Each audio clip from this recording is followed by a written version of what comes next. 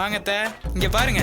இங்க மேயிற எல்லா கோழியுமே எங்க அப்பா சொன்ன பக்குவத்துக்கு வரும். எது வேணாலும் முடிங்க. விளக்கமெல்லாம் நல்லா தான் சொல்றீங்க, ஆனா காரியத்தை தான் காணோம்.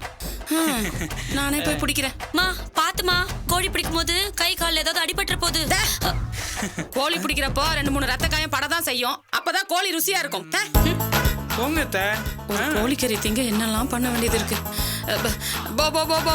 ஐயோ போன்னு சொல்லாதம்மா, கோழி போயிட்டு போகுது. சும்மா இரு. ஏய், இந்த பாஞ்சாலி கையில மாட்டாதவங்க யாரும் இல்ல. மரியாதையா யாராவது வந்து மாட்டிருங்க. ஐயோ அப்பா, ஐயோ இப்பதான் தெரியுது கோழி பிடிக்கிறது என்ன கஷ்டம்னு.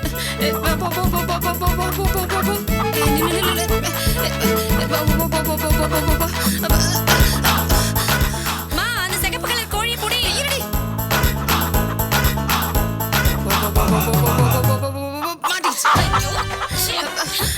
சாவ போகுதுன்னு தெரிஞ்சு எதுவும் கையில மாட்ட மாட்டேதுங்களே.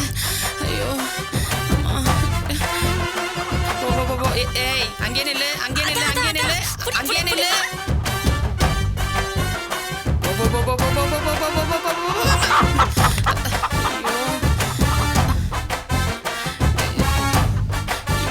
ஐயோ சீக்கிரம் புடிமா. எனக்கு எதுவும் எவ்வளவு நேரம் தான் புடிப்ப? டைம் ஆகுது. ஏய், அப்படியே இரு.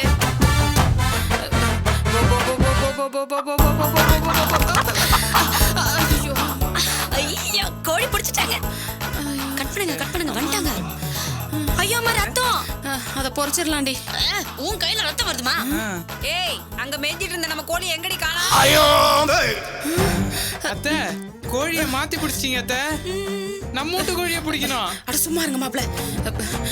இதுக்கே ரத்த காவெல்லாம் வாங்கிருச்சு. நம்மளதுல நம்மளுக்கு தெரியும், கோழிக்கு தெரியுமா? பேசாம வாங்க, வாடி மசாலா ரெடி பண்ணு. வா ஏமா வாடி, வா வா.